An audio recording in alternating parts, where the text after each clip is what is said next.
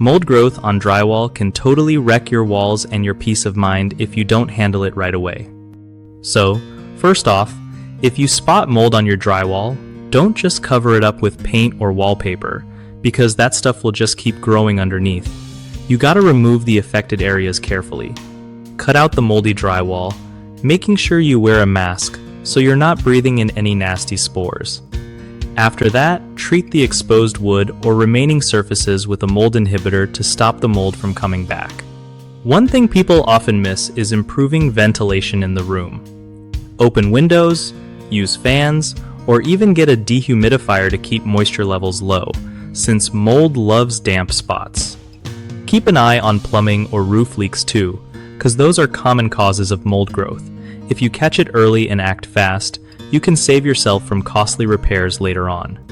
And don't forget to clean surrounding areas with a mix of water and vinegar or a mild bleach solution to kill any lingering spores.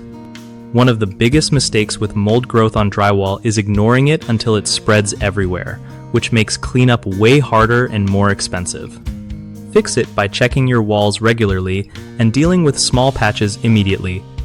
Another common slip-up is not addressing the root cause like leaks or humidity.